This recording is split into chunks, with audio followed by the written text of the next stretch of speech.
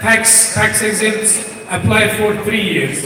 If for the investments up to 10 million US dollars, so these privileges apply for 7 years. And for 10 US million and more, it is more than 10 years. And what I would like to mention that we are also offering, free long-term land on a long-term lease base, where you can utilize this land for your manufacturing or for agricultural purposes.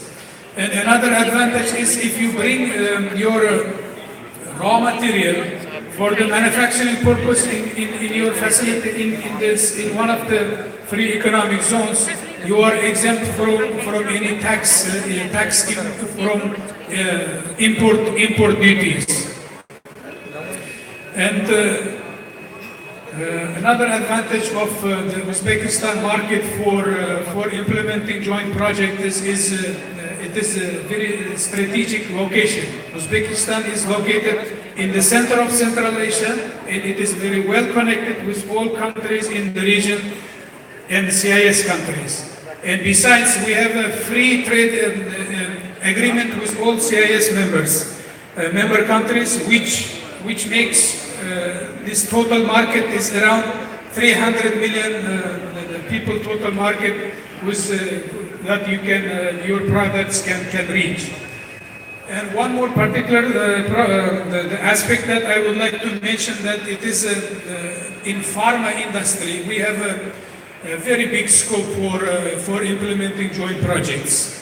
Currently, the biggest part of our import from India to Uzbekistan constitute pharma products. And therefore, we are now working very closely with the Indian government and private sector to implement the joint manufacture projects in pharma in Uzbekistan. So therefore, we have established 7 free economic pharmaceutical zones in Uzbekistan, which also offer a number of the benefits for investors interested in implementing projects there. Besides, we are now working with Indian counterparts to implement exclusive pharma projects on the territory of Uzbekistan.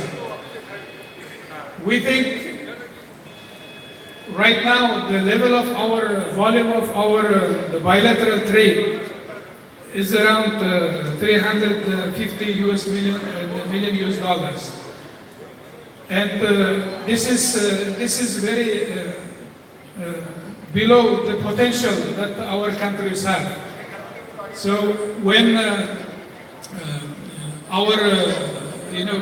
our goal is to increase this level of the volume of our trade, bilateral trade, to at least 1 billion within the coming years.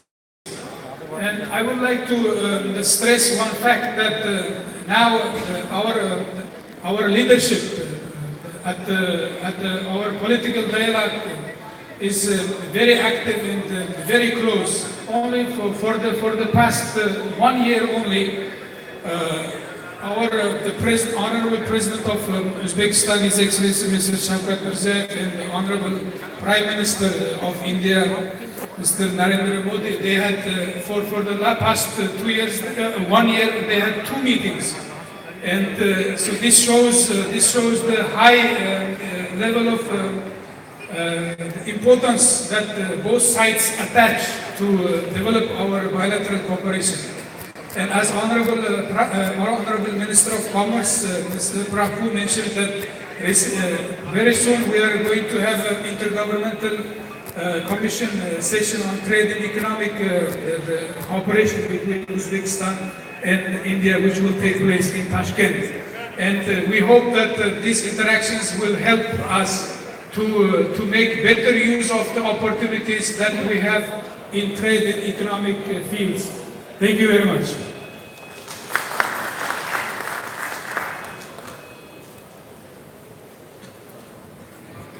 Thank you so much, sir, for your kind words. Moving ahead, I would like to invite Mr. Milan Dosal. He is Ministry Counselor for Embassy of Czech Republic. Can I have a big round of applause for him?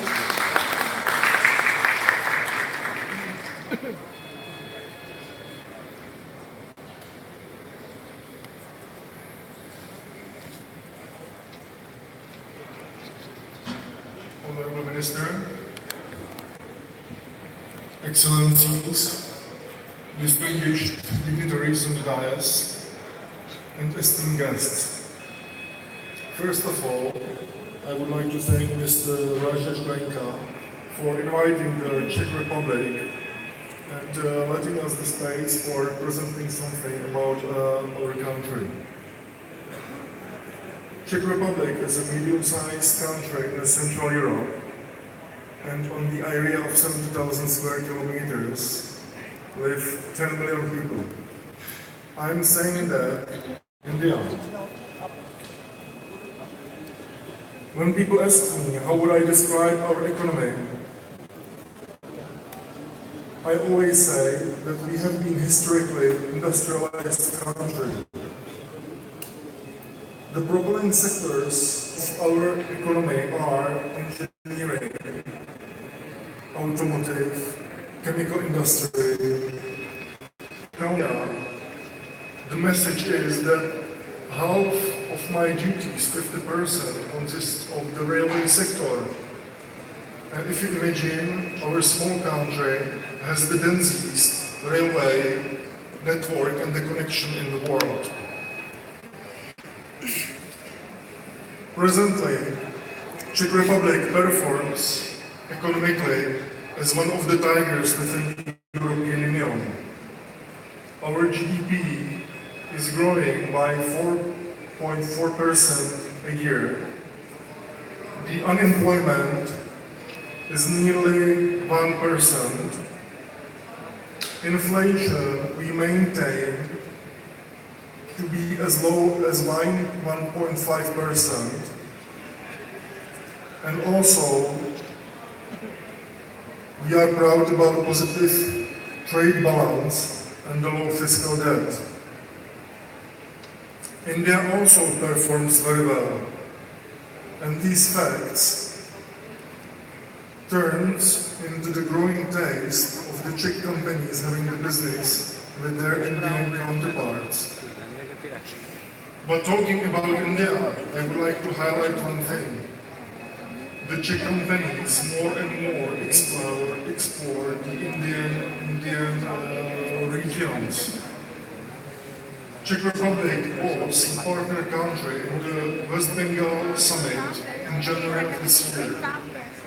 And I would like to highlight that also our most successful business delegation was in Uttar Pradesh in February during the UP summit this year.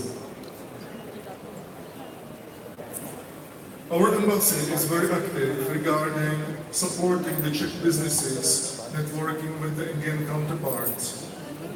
Basically every month or even twice a month, we undertake various business missions where the Czech embassy acts as an umbrella for the business delegation from the Czech Republic in the regions. This is how we also visited the Assam Investor Summit in Guwahati. And we also brought the companies to Andhra Pradesh, to city of Visakhapatnam.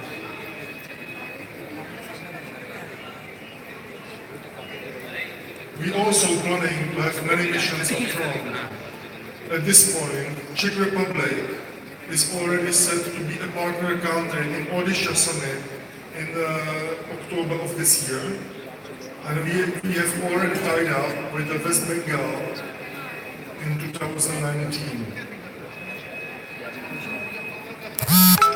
When I talk about commerce, I must not forget about the tourism. The number of Indian tourists in the Czech Republic has grown in 2017 by 80%. Whereas Czech tourists to India, traveling Czech tourists to India on electronic visas grown in the same time by 150%. But Indian tourists belong to the most progressive market. This is how we perceive this. It is not only for the number of the visitors, but also for the length of the stay, which belongs to longest among all the tourists. Maybe behind that stays the fact that Czech Republic is the sixth safest country in the world. Another field I would like to highlight here is the science and innovation. Czech Republic now is in the process of negotiating a new program to support Czech and Indian innovators and researchers for mobility and mutual research. And perhaps the new program for financing our researchers will be signed during the presidential visit in the Czech Republic in September 2018.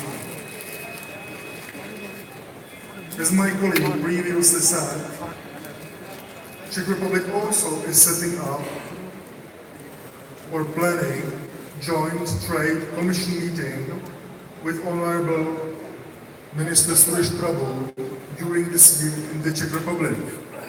So I'm hoping that now I'm getting the idea that maybe small by size, and I'm not talking about my figure, but we are very active and we mutually grow on both Czech Republic and India side. And actually this shows up even in the numbers.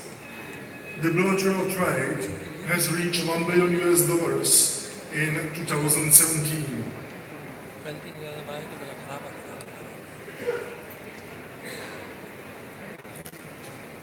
When people ask me about what kind of businesses Czech Republic are represented in India, always come on the mind big names like the Škoda.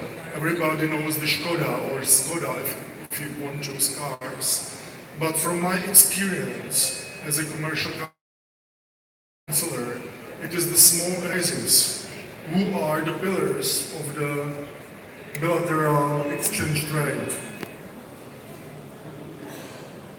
We have many companies, not only in Delhi, but also in the regions.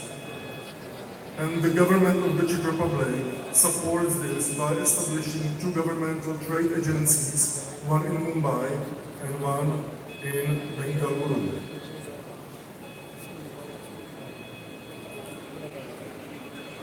It is not more than 1 or 2 weeks when I am not getting the requests from the Czech companies to tie up with their Indian counterparts, mainly in the fields of the water management, waste management, water treatment. And I'm getting the request to collaborate with them basically on a weekly basis. But the same is happening from the Indian side, because the Indian businessmen understand the advantage of entering $500 million European Union market by setting their branches in the Czech Republic.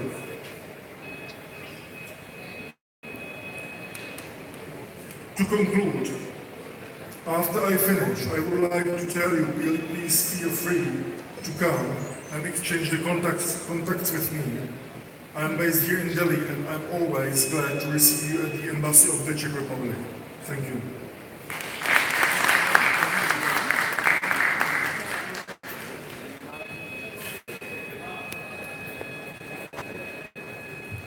Thank you so much.